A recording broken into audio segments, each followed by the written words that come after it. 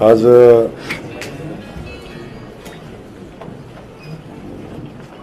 सोलापूर जिल्ह्याच्या पालकमंत्री पदाची जबाबदारी मिळाल्यानंतर पहिल्यांदाच आपल्या सगळ्यांना भेटण्याचा आणि जिल्ह्यामध्ये येऊन कामकाजाला सुरुवात करण्याचा योग आला। मी स्वतःला खूप भाग्यवान समजतो की मला माझ्या पक्षानं मुख्यमंत्री महोदयांनी सोलापूर जिल्ह्याचं पालकमंत्री पदाची जबाबदारी दिली। अशा जिल्ह्याची की ज्या जिल्ह्यामध्ये विठुरायाची नगरी आहे पंढरपूर आणि सिद्धेश्वराचं स्थान असणार आहे सोलापूर। या जिल्ह्याचा इतिहास खूप मोठा आहे आणि खूप महत्त्व असणारा हा जिल्हा आहे। या जिल्ह्याचा पालकमंत्री म्हणून काम करायची संधी मला मिळाली, याबद्दल मी खास करून माझ्या पक्षाचा आणि आदरणीय मुख्यमंत्री महोदयांना मनापासून धन्यवाद देतो। आणि आज आपल्या सगळ्यांचे मी मनापासून या ठिकाणी स्वागत करतो। आपण सगळेजण या ठिकाणी आलात। औपचारिकता म्हणून आज जिल्हा समजून घ्यायचा, जिल्ह्यातल्या प्रश्न समजून घ्यायचा, जिल्ह्यातल्या अडचणी समजून घ्यायचा, जिल्ह्याने चांगलं केलेलं प्रशासनाचं काम हे समजून घ्यायचा मी प्रयत्न केला। खूप काही डीप जाऊन आढावा अजून घेतला नाही, अजून खूप गोष्टी मला समजून घ्यायला लागतील। या भागाचे प्रश्न, या जिल्ह्याचे प्रश्न, शेती पाण्याचे प्रश्न, इथल्या MIDC संदर्भातले असणारे प्रश्न, इथल्या मायग्रेशनचा असलेला विषय, विकासाचा असलेला विषय, इथल्या विमानतळाचे असलेले विषय, या पंढरपूरच्या देवस्थानचे विकासाकडे संदर्भातले असलेले प्रश्न, या सोलापूर शहराच्या विकासासंदर्भातले असलेले प्रश्न, या जिल्ह्यातली कायदा सुव्यवस्था, या जिल्ह्यातले अनेक प्रश्न असे आहेत की ते समजून घेण्याची आवश्यकता आहे। आणि येणाऱ्या काही दिवसामध्ये 30 तारखेलाच मी पुन्हा 26ला तर येणारच आहे आणि 30 तारखेला पुन्हा लगेच आम्ही DPDCची बैठक पण आयोजित केलेली आहे। आणि त्यानंतर महानगरपालिका असेल, जिल्हा असेल, जिल्हा परिषद असेल, किंबहुना बाकी जिल्हा आरोग्य रुग्णालयापासून सगळ्याच संस्थांचा विभागनिहाय आढावा घेऊन चांगल्या कामाचा तर विषय राहीलच, पण ज्या अडचणी आहेत आणि जे शासनाच्या माध्यमातून आपण या आणखी सेवा चांगल्या देऊ शकतो याही संदर्भात कशा पद्धतीने प्रयत्न करता येतील याचाही विचार आम्ही करू। खास करून या जिल्ह्यातले पाण्याचे जे प्रश्न आहेत, शेती पाण्याचा शेतकऱ्यांचा प्रश्न आहे, तो मार्गी लावण्यासाठी त्याच्यावरही खूप मोठं काम करण्याची आवश्यकता आहे। ते आपल्याला या निमित्तानं पुढे घेऊन जायला लागेल। माझ्या जिल्ह्यातले माझे सगळे सहकारी, लोकप्रतिनिधी, नेते आणि खास करून या जिल्ह्याचे सगळेच प्रशासनाचे प्रमुख घटक, कलेक्टर असतील, आयुक्त असतील, पोलीस आयुक्त असतील, सगळ्यांना सोबत घेऊन या जिल्ह्याला अपेक्षित असणारं काम, आदरणीय मुख्यमंत्री महोदयांना अपेक्षित असणारं काम आपल्या सगळ्यांना, आम्हाला सगळ्यांना करायला लागेल। खास करून मुख्यमंत्री महोदयांनी 100 दिवसाचा जो प्रोग्राम दिलेला आहे तो प्रोग्राम पुढे घेऊन जाण्यासाठी खूप वेगानं काम करण्याची आवश्यकता आहे। काही नवीन सूचना मुख्यमंत्री महोदयांनी दिलेल्या आहेत आणि त्या आवश्यक अशा सूचना आहेत, त्याही संदर्भात आपल्याला काम करायला लागेल। माझ्या दृष्टीनं आणखी एक आपल्या सगळ्यांच्या दृष्टीनं आनंदाची गोष्ट होती की पंतप्रधान आवास योजनेच्या माध्यमातून या इतिहासात कधी जेवढं लक्षांक आपल्याला कधी मिळाला नव्हता, उद्दिष्ट आपल्याला मिळालं नव्हतं। 20 लाख घरं बांधण्याचं उद्दिष्ट आपल्याला मिळालेलं आहे आणि आम्ही मुख्यमंत्री महोदयांच्या सूचनेनुसार 100 दिवसामध्ये 20 लाख घरांना मान्यता देण्याचा निर्णय आम्ही घेतलेला आहे। तो त्याच्यासारखे अनेक असे प्रकल्प आहेत, ते प्रकल्प आपल्याला पुढे घेऊन जायचे। असे प्रोग्राम जे आम्ही ठरवतोय ते पुढे घेऊन जाण्यासाठी आपल्या सगळ्यांची खूप मदत लागेल, आपल्या सगळ्यांचं खूप सहकार्य लागेल। पण एवढंच सांगेन की जी जबाबदारी आलेली आहे ती जबाबदारी इमानदारीनं आणि तेवढ्याच ताकदीनं पार पाडण्यासाठी जे शक्य आहे ते आम्ही करू। सुदैवानं काम करण्याची क्षमता असणारे सगळे अधिकारी माझ्यासोबत आहेत। एक डायनॅमिक यंग कलेक्टर आहे, आयुक्त आहेत, SP आहेत आणि की मला 16-17 तास काम करायची सवय आहे, त्यामुळे काही अडचण येणार नाही. आम्ही सगळे मिळून चांगलं काम करू. नेहमी आमचं म्हणणं होतं सोलापूरमध्ये स्थानिक पालकमंत्र्यांनी की नेहमी भेटता येत नाही, नियमितपणे भेटता येणार नाही. असे काही दिवस ठरवलेत का सोलापूरकरांसाठी की नियमितपणे तुम्ही महिन्यामध्ये या दिवसात येणार वगैरे काही ठरवलंय का आता? मी आपल्याला तेही सांगेन, मी कुठल्या दिवशी येईन ते अगोदर म्हणजे 1 महिना अगोदर कळेल. मला पालकमंत्री होऊन 4-5 दिवसच झालेले आहेत. मला थोडंसं या सगळ्या गोष्टी संदर्भात थोडंसं प्लॅन करावं लागेल आणि जो प्लॅन आपल्यासमोर ठेवा तो एक्झिक्यूट करायला लागेल. त्यामुळं या सगळ्या गोष्टी सांगेन आणि तुम्हाला नियमित पालकमंत्र्याला भेटता येईल, अडचण येणार नाही. आता मी काय खूप लांब राहतो किंवा मी खूप लांबचा आहे असं नाही. एका बाउंड्रीवर मी माढा मतदारसंघातला माझा मतदारसंघ आहे, त्यामुळं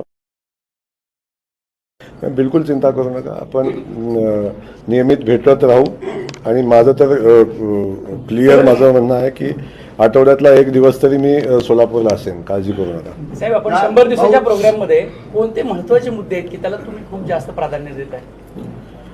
नाही, 100 मी आता पहिलाच मुद्दा मी तुम्हाला सांगितला आणि यात प्रत्येक विभागाला काही उद्दिष्ट दिलेली आहेत 100 दिवसामध्ये काम करण्याचे. आणि हे करत असताना पाठीमागच्या पेंडन्सी असतील, केसेसची पेंडन्सी असेल, आणि अर्ज पेंडिंग असतील, काही कामं पूर्ण करण्याचं उद्दिष्ट असेल, या सगळ्याच गोष्टी असेल. म्हणजे आम्ही तर माझ्या विभागाच्या बाबतीत म्हणाल तर 20 लाख घरांना महिन्यातला पहिला हप्ता लोकांच्या अकाउंटवर टाकणं हे 100 दिवसामध्ये करायचं आहे. त्याविषयी आम्ही मोदीजींचा दुसरा एक प्रोग्राम आहे की लखपती दिदीचा प्रोग्राम खूप मोदीजींचा अजेंड्यावरचा विषय आहे. त्यामध्ये 100 दिवसामध्ये 10 लाख लखपती दिदी बनवण्याचं उद्दिष्ट आपण ठेवलेलं आहे. असं वेगवेगळ्या डिपार्टमेंटनं ठेवलेलं आहे. तर त्याच्यामध्ये खास करून मुख्यमंत्री महोदयांनी तर आलेल्या लोकांना आपण सेवा कशी देतोय, ऑफिसच्या संदर्भातली तुमची ऑफिसेस कशी असली पाहिजेत, तिथली स्वच्छता कशी असली पाहिजे, तिथली टॉयलेट कशी असली पाहिजेत, आलेल्या लोकांना वेटिंगची व्यवस्था कशी असली पाहिजे, पाण्याची व्यवस्था असली पाहिजे आणि हे प्रत्येक ऑफिसमध्ये असलं पाहिजे. असे काही खूप चांगले कार्यक्रम दिलेले आहेत. त्याच्यामध्ये अनेक गोष्टी आहेत की त्या लोकांना जास्तीत जास्त सेवा आपण कशा देऊ शकतो, लोकांना जास्तीत जास्त प्रशासन सोपं कसं करून देऊ शकतो, याही संदर्भातल्या काही गोष्टी मुख्यमंत्री मोदयांनी सांगितलेल्या आहेत त्या आणि त्याची अंमलबजावणी. आता पहिला 100 दिवसाचा प्रोग्राम आहे. सरकार तर 100 दिवसामध्ये सोलापूरची विमानसेवा आहे का? बिलकुल विमान सेवेचा विषय आहे. विमान सेवा आता आपण समजून घेतलं. मी तुम्ही सांगतो की जो विषय मला आता समजून घेऊ द्या काय आहे, पण मी 100 दिवसाच्या आत आपल्या विमानतळाचा जो विषय आहे तो मार्गी लावण्यासाठी आता अडचण येणार नाही. आपण तो मार्गी लावू. कलेक्टर मोदयांनी त्याचा खूप चांगला फॉलोअप केलेला आहे.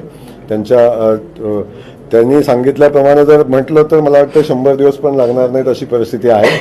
पण आता अडचण नाही आहे. आता केंद्रीय उड्डयन मंत्री आपल्या पुण्याचे आहेत आणि ते माझे खूप जवळचे मित्र आहेत. त्यामुळे आता आपल्याला त्या खात्यापर्यंत पोहोचायला काही अडचण येणार नाही. त्याची तातडीची बैठक आपण वेळ पडली तर दिल्लीत लावू, मुंबईत करायची, पण वेळ पडली तर आपण दिल्लीत लावून दिल्लीत जाऊन आपण तो विषय मार्गी लावू.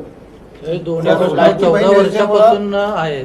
पाणी आणि उजनी हे दोन्ही वर्ष 14 वर्ष झाले ते तारखा दिले जातात. कुठल्या पाणी आणि उजनीचे दुहेरी पाईपलाईनचे समांतर पाईपलाईनची योजना आणि विमानतळ हे दोन्ही विषय 14 वर्ष झाले तारखावरच चालते. आता मी आपल्याला सांगेन की मी ज्या मतदारसंघामध्ये काम करतो पिढ्यानपिढ्या दुष्काळ होता. पिढ्यानपिढ्याचा दुष्काळ होता की एकाही गावामध्ये पिण्याचं आणि शेतीचं पाणी नव्हतं एकाही गावामध्ये. आणि त्या तालुक्यामध्ये 80% गावांना कनेक्टिव्हिटी नव्हती. 80% गावांना बस जात नव्हती. त्या तालुक्याचा लोकप्रतिनिधी म्हणून मी काम केलं आहे. आणि पृथ्वीच्या अंतापर्यंत तिथं पाणी येणार नाही अशा पद्धतीचा म्हणणारी लोक किंवा त्या खात्याचे मंत्री मुख्यमंत्री मी अनुभवले बघितले. त्या तालुक्यातला 70% भाग आज पाण्याखाली आहे. 100% गावांना कनेक्टिव्हिटी आहे. 100% गाव हे करायला किती वर्ष लागली मला? 15 वर्ष लागली.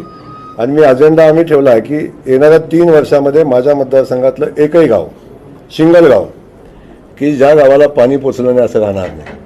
आणि तुम्हाला माहिती आहे, तुम्ही सगळे पत्रकार आहे, दुष्काळ म्हटल्यावर मान आणि खटाव हे नाव येतं. पण या नकाशानं दुष्काळी गावाच्या यादीतनं मान खटाव निघेल अशा गोष्टी शक्य होतात. तर हे तर खूप पाणी आहे विमानतळ तयार आहे, त्याच्यात काय टेक्निकल गोष्टी आहेत. दुहेरी पाईपलाईनचं काम अंतिम टप्प्यात मॅडमने आता मी आढावा घेतला त्याचा अंतिम टप्प्यात आहे आणि ते कदाचित हे सगळं माझ्या कालखंडात मी पालकमंत्री असताना पूर्ण व्हायचं होतं म्हणून राहिलं होतं, होऊन जाईल. भाऊ आता सोलापूरमध्ये सोलापूरच्या जड वाहतुकीचा मुद्दा जो आहे तो प्रचंड गंभीर आहे. आता तुम्ही बोलत असताना फोन येतोय की लगेच पुन्हा तिथं बोरामण नाक्याला पुन्हा एक माणसाचा ऍक्सिडेंट झालेला आहे. दिवसेंदिवस ऍक्सिडेंट होत आहे, लहान चिमुकल्यांचा जीव जातोय. वाहतूक अवजड वाहतूक बंद करण्याची मागणी शहरवासियांकडून आहे. त्या संदर्भात काही दखल घेणार आहात का, काही कारवाई करणार? मी नक्की हा विषय मी समजून घेईन, शहरवासियांचंही मत समजून घेईन आणि ट्रान्सपोर्टर लोकांचंही मत समजून घ्यायला लागेल. इथे या ठिकाणी पोलीस विभाग आहे किंवा महानगरपालिका आहे, यांच्याकडून त्या गोष्टी समजून घेऊन आपण त्याच्यावर चांगला मार्ग, कदाचित तुमचंही मत त्याच्यामध्ये घेईन आणि एक चांगला मार्ग आपल्याला कसं काढता येईल यासाठी आपण प्रयत्न करू. तर सोलापूर शहरातले व ग्रामीण भागातले अवैध धंद्यासंदर्भात आळा घालण्यासाठी आपण काय उपाययोजना करणार? मी सांगितलं की आता मी 5 दिवस झाले की मी पालकमंत्री म्हणून या ठिकाणी येतो. मुख्यमंत्री महोदय आपल्या सर्वांना ज्ञात असेल की प्रचंड विजन असणारा मुख्यमंत्री आज आपल्या राज्यामध्ये आहे. कायदा सुव्यवस्थेला तेवढंच प्राधान्य देणारा, विकासासाठी दृष्टी असणारा मुख्यमंत्री आपल्यासोबत आहे आणि त्यांचा अजेंड्यावरचा विषय आहे की कायदा सुव्यवस्था हा एक महत्त्वाचा विषय आहे. मी आता या सगळ्या गोष्टी मला तुमच्यासमोर बोलायच्या नाही, पण मी आत्ता बसलेल्या आम्ही आढावा घेताना काही सूचना मी केलेल्या आहेत. कुठल्याही किमतीवर कायदा हातात घेता येणार नाही, कायदा हातात घेऊ देणार नाही. चुकीच्या कामाला कुठल्याही किमतीवर प्रशासन मदत करणार नाही आणि कोण कुणाला गृहीत धरत असेल तर तसं होऊ देणार नाही. सर, आजच शासकीय विश्रामगृहासमोर नो डिजिटल झोन असताना आपल्याच कार्यकर्त्यांनी तिथं डिजिटल प्लग लावलेले, ह्याच्या संदर्भात आपलं काय बोलणार? ही माहिती मला मिळालेली आहे, मी माहिती घेतो. माझा कार्यकर्ता चुकला आणि मी चुकलो तर चुकलो. जर चुकीचं केलं असेल तर त्याचं समर्थन मी करणार नाही. त्यामुळे जे कायद्यानं आहे, जे कायद्यामध्ये बसवून करता येईल तेच कार्यकर्त्यांनी पण करावं. कायदा कुणी इश्यू करू नये. प्रशासनानेही पण याची काळजी घ्यावी.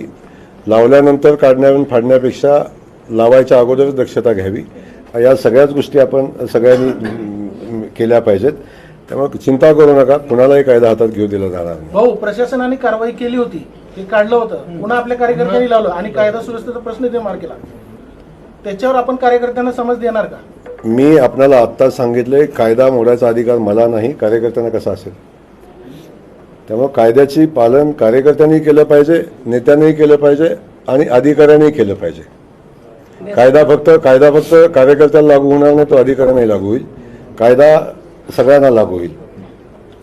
कसा मेसेज जातोय की काल महसूल मंत्री आपले राधाकृष्ण विखे पाटील म्हणाले की वाळू ट्रकवरती कारवाई करू नका, आपले डिजिटल लावले आणि त्याच्यावरती कारवाई करू नका, असे आपल्याकडून मेसेज गेले अधिकाऱ्यांना आणि त्यामुळे जवळपास 100 डिजिटल आपले बेकायदेशीर लागले. असा मेसेज जर तुमच्याकडे असला तर मला द्या. 2 तासात परत लागले डिजिटल बोर्ड. मी आपल्याला काय सांगितलं की असा मेसेज असला द्या. उगाच का डिजिटल लागलं म्हणून याच्यावर चर्चा करणं मला वाटत नाही. आपण मग तेच मी सांगतो की आपण बघून घ्या. परवानगी नसेल तर त्याच्यावरची कायदेशीर प्रक्रिया असेल ती होईल.